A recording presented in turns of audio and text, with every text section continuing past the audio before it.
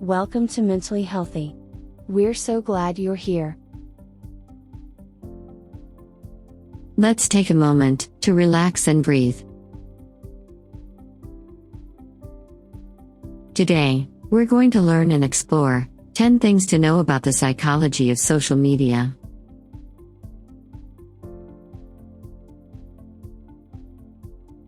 In 2020, social media is inescapable.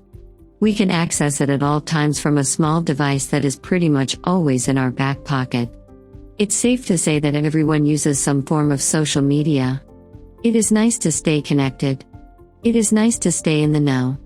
It is nice to talk to see what your friends and family are up to. It is nice to see targeted ads that seem like they were built for you. However, this means that we are constantly checked in.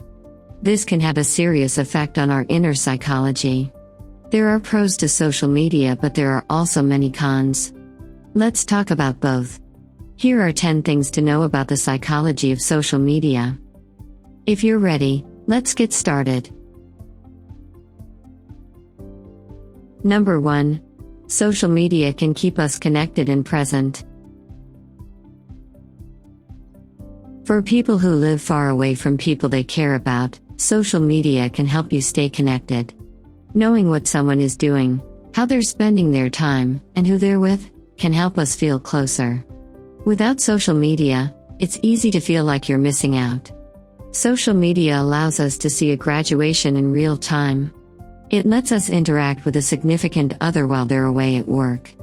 It may help us meet new people who otherwise would be out of our zip codes. Social media has the ability to bring us closer together. Number 2.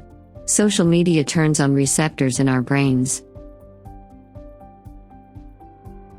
When it comes to positive attention, social media feeds our receptors.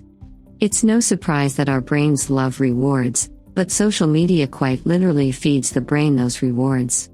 When we receive likes on social media, like on Instagram, Facebook, etc., our brain circuits in the striatum and ventral tegmental regions are activated. Positive attention and affirmation fire off our dopamine receptors. Number 3. Social media can become an addiction. Just like anything else that brings us pleasure, social media is addictive. Typically, when someone becomes addicted to social media, they may struggle with self-esteem and have anxiety about not being in the loop.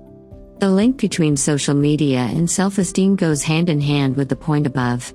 If someone doesn't think positively about themselves, they become addicted to positive affirmation, even if it's from people behind a screen. As for general anxiety about not being connected, social media can create the habit of needing to know what is happening. What are my friends doing? Where is everyone hanging out? Should I tell people what I am doing? Has anyone messaged me?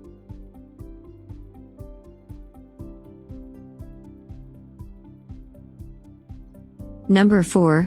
Social media may alter our identity. When we create an identity on social media, is that our true identity? There are many forms of social media. There are apps and websites designed for personal use, art, social networking, work networking, dating, writing, and more. Depending on the social media being used, a different identity may be formed. While this is understandable, sometimes it may become confusing with in-person interactions. Others may perceive us differently. We may want to maintain the persona we are online. We may hide who we truly are, so on and so forth.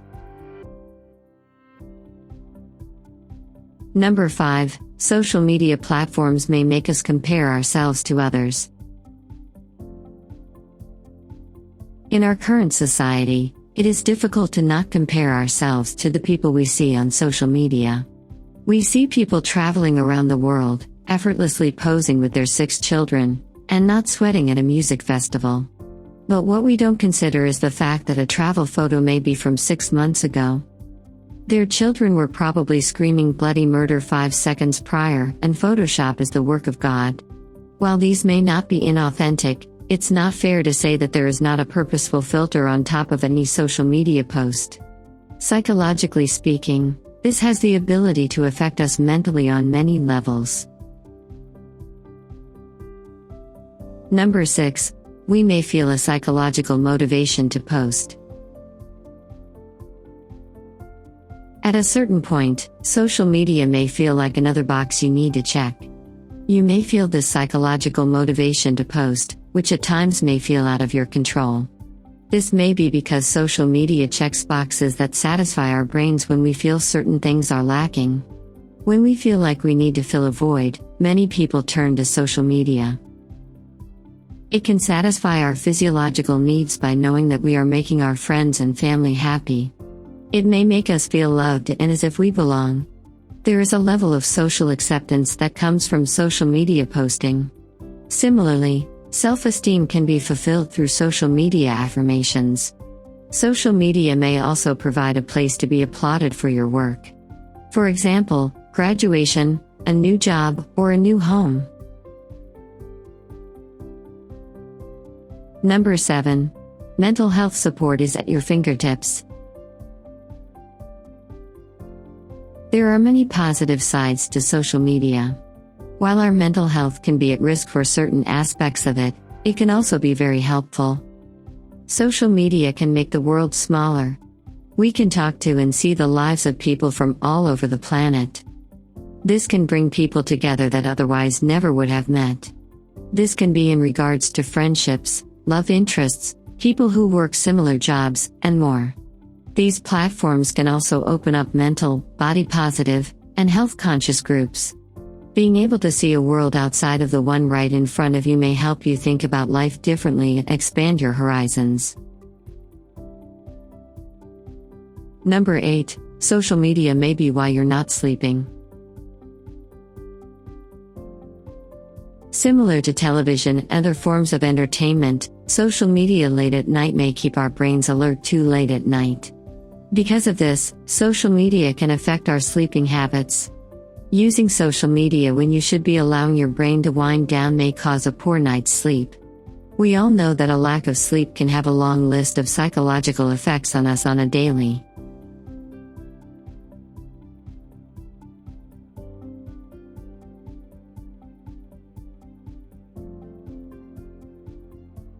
Number 9. We may mistake socializing online with actually socializing.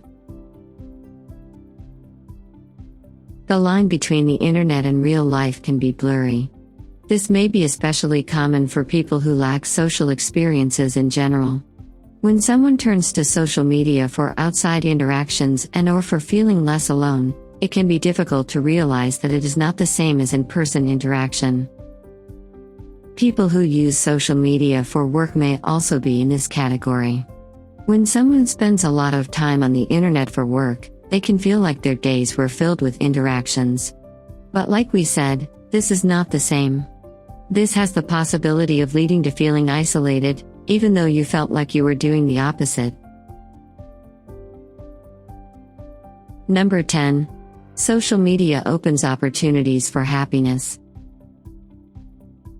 We previously mentioned how social media allows us to make friends all over the world. It removes the walls, it opens up the world. Suddenly people and other ways of life seem less far away. Similarly, social media opens up the world of jobs.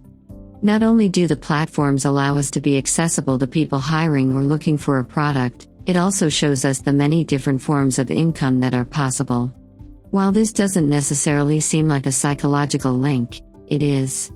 When we are allowed to explore outside of norms of the society we live in, we can find more of what makes us happy. Maybe you had no idea that your hobby could be a job. Maybe you never knew that a job field like that would have caught your eye. This ultimately leads to happiness and a broader mind. This concludes our video on the 10 things to know about the psychology of social media. What's been your experiences and time spent on social media each day? Share with us in the comments section.